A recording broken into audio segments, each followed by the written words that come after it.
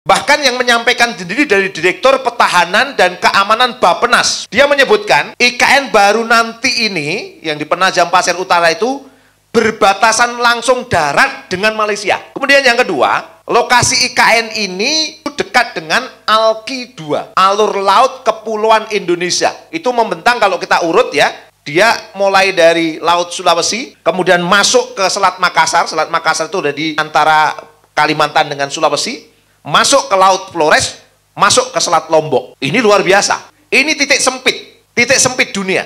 Dan uniknya, lalu lalang kapal dunia itu lewat ALKI ini, ALKI 2 ini, termasuk kapal selam. Dan Indonesia itu ternyata hanya punya 4 kapal KRI anti kapal selam, cuma 4. Itu harus ngurusi berapa mana? 7 juta kilometer 3 juta kilometer persegi wilayah Indonesia itu hanya dengan 4 KRI ini yang anti kapal selam. Oke, dia wirawiri itu. Wirawiri luasnya 7 juta kilometer persegi itu dengan radar bawah lautnya atau sonar B-nya, sistem radar antar selat itu hanya terpasang 30%. Ya, sedangkan 70% lainnya itu rusak.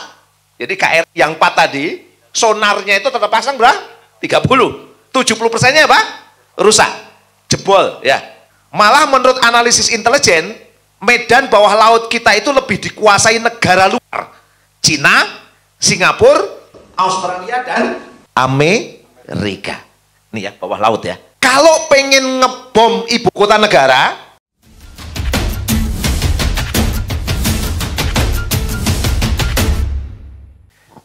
baik, bismillahirrahmanirrahim. Assalamualaikum warahmatullahi wabarakatuh. Alhamdulillahi rabbil alamin. Segala puji hanyalah untuk Allah seru sekalian alam. Asyhadu an la ilaha illallah wa asyhadu anna Muhammadan abduhu wa rasuluh alladzi la nabiyya wa rasula ba'da. Allahumma salli wa sallim wa barik ala Muhammad wa ala ali Muhammad. Semoga salawat, salam, juga keberkahan tercurah kepada Nabi Allah Muhammad sallallahu alaihi wasallam, para sahabatnya dan keluarganya.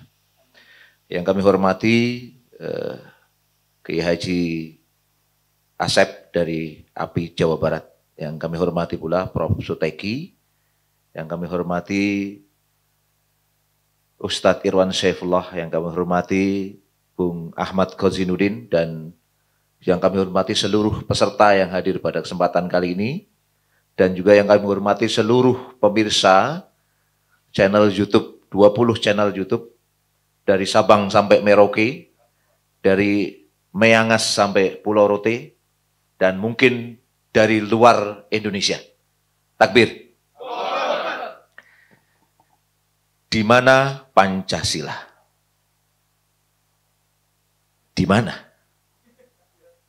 Itu sebuah pertanyaan menggelitik dari anak bangsa. Di tengah praktek-praktek faktual negeri ini, yang saya harus menyebut di depan kapitalistik liberal. Kita lihat nanti case satu persatu. Pertama, update proyek IKN. Saya langsung menyebut di depan mengganggu kedaulatan negeri ini. Dan ujungnya tindakan ini bisa membunuh negeri ini. Bisa apa? Ya. Kita update.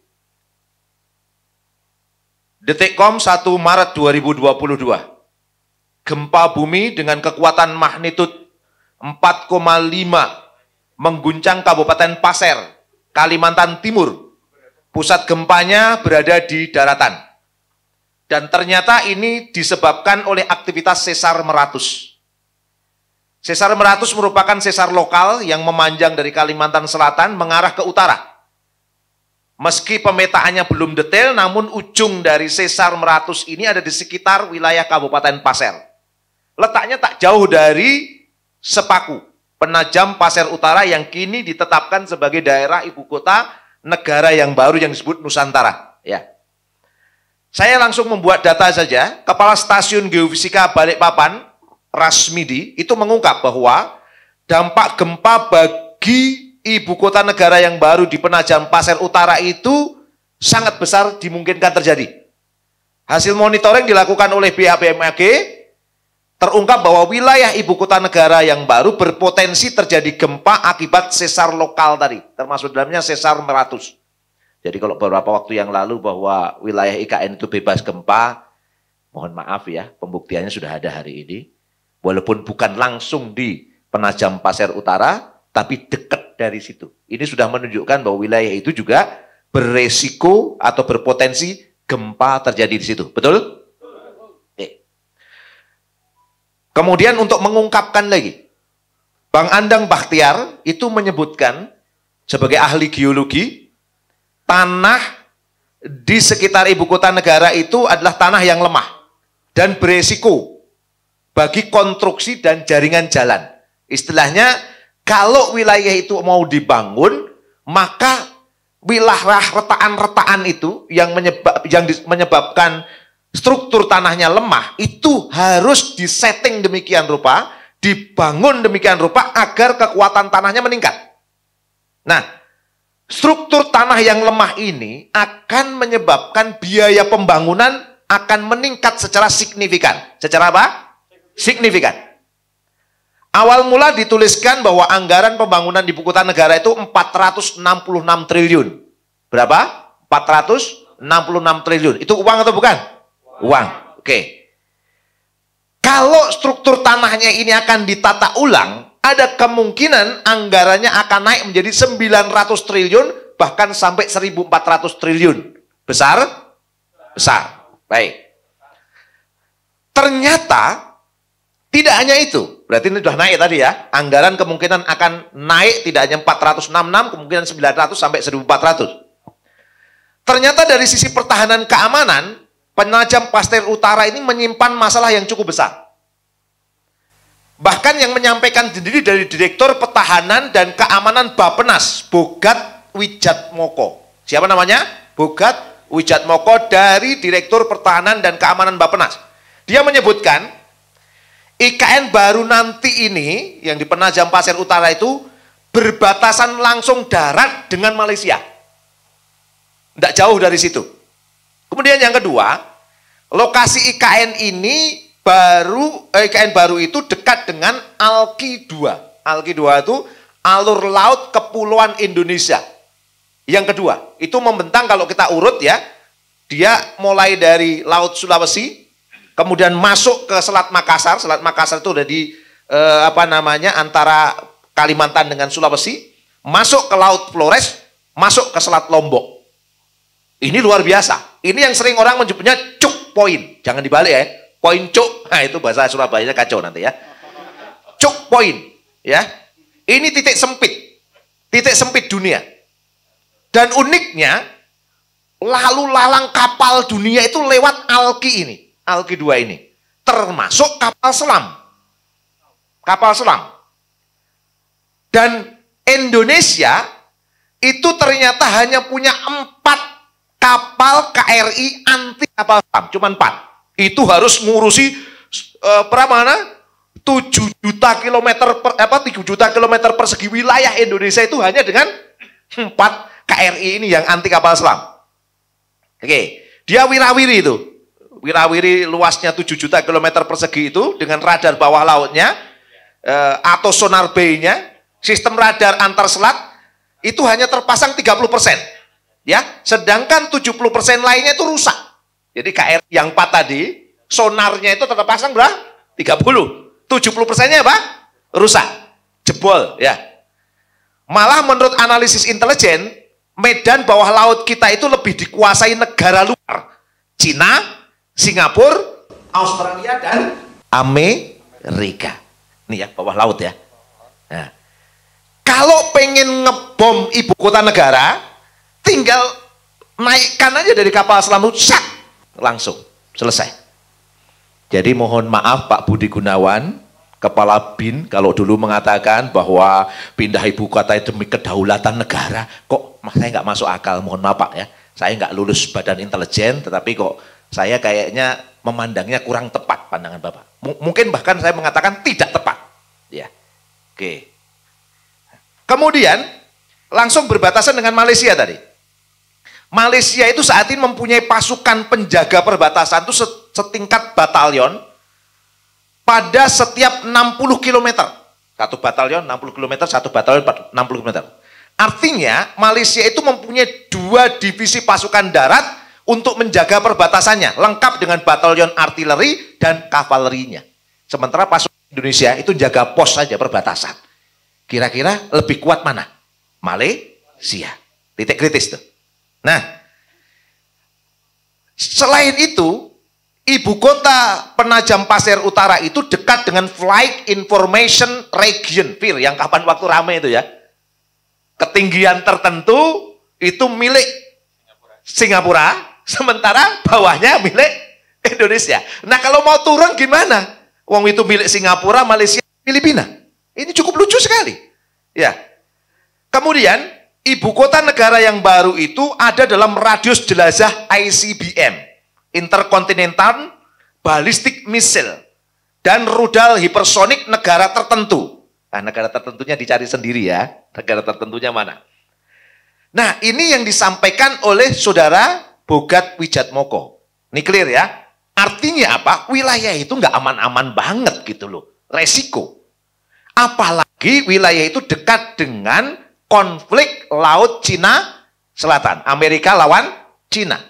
Untuk mengintersep ibu kota negara yang baru, itu cukup 2 jam nyampe.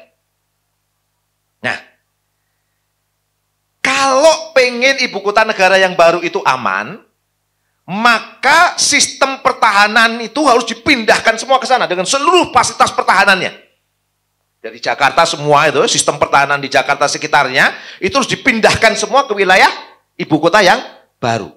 Dan ternyata menurut data yang didapatkan oleh PNKN yang dipimpin oleh Pak Marwan Batubara, untuk memindahkan seluruh sistem pertahanan kita ke wilayah baru itu butuh dana 1.700 triliun.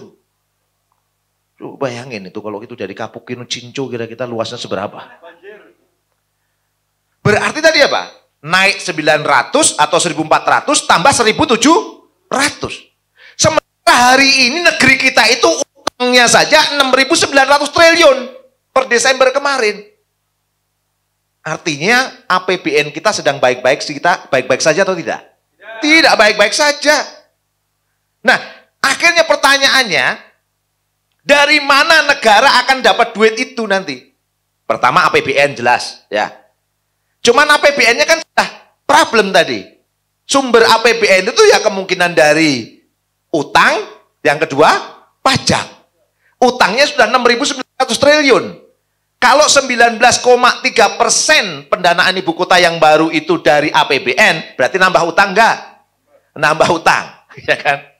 Nambah utang baru tuh. Nah, terus sisanya gimana 80%-nya? 80%-nya inilah yang sedang ditawarkan pada swasta.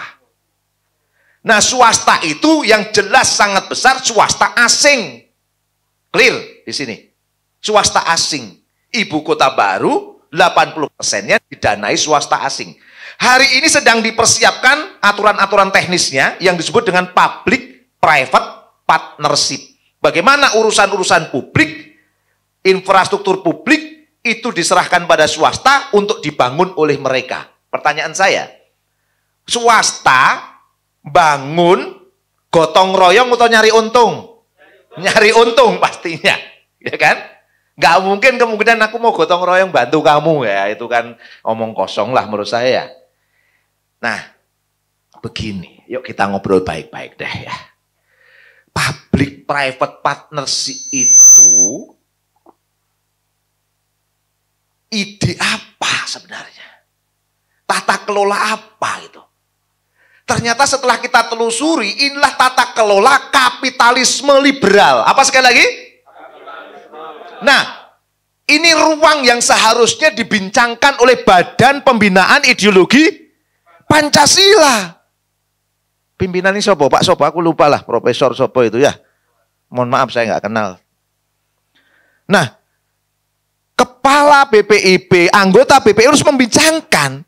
Ini clear loh, ini ideologi kapitalisme liberal loh ya. Public private partnership.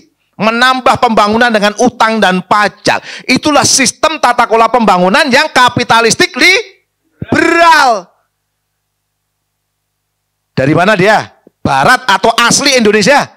Barat. Barat itu penjajah bukan? Penjajah. Ini kapitalisme liberal, saudara-saudara. Kita bisa diskusi, duduk ayo. Semalaman sampai jam 3 pagi ngopi, kita diskusi kapitalisme liberal atau enggak. Ini clear kapitalisme liberal. Pertanyaan saya, di mana Pancasila? Kenapa BPIP ributnya kalau radikal-radikul, ya, ngomongin tentang toleransi tidak toleransi, padahal negeri ini nggak ada masalah soal itu, gitu ya. Tapi kenapa soal kapitalisme ini kok kayak apa ya istilahnya ya? Kayak nggak denger, kayak nggak lihat, gitu loh. Pertanyaan saya, tahu atau tidak, gitu loh. Kalau tidak tahu, ayo kita duduk diskusi, jangan dipersekusi. Ngomong begini kok dipersekusi, ya. Kita duduk diskusi. Ini clear loh ya, kapitalisme liberal pola ini. Dan ini berkembang di seluruh dunia hari ini. Sistem public private partnership ini yang sedang dikembangkan di seluruh dunia dengan pola yang ditawarkan, pola-pola kapitalisme liberal ini. Dan Indonesia ikut hal itu. Di mana Pancasila? Pertanyaan saya. Sekali lagi, wajar anak bangsa yang lahir di sini, di tanah ini, yang meminum air di tanah ini juga. Pastinya kami cinta tanah dan air negeri ini, sehingga kami tidak rela kalau negeri ini dibangun, dikelola pembangunannya dengan kapitalisme liberal. Setuju? Takbir! Takbir! Oleh karena itu, kesempatan kali ini saya mengajak seluruh bangsa Indonesia, stop kapitalisme liberal. Dan nyata-nyata hari ini rezim penguasalah yang melaksanakan kapitalisme liberal itu, saudara. Takbir! Di mana Pancasila? Kalau Anda rezim mengatakan aku Pancasila, aku NKRI, kapitalisme liberal ini, saudara. Apa sekali lagi? Kapitalisme liberal. Clear. Satu ya, selesai.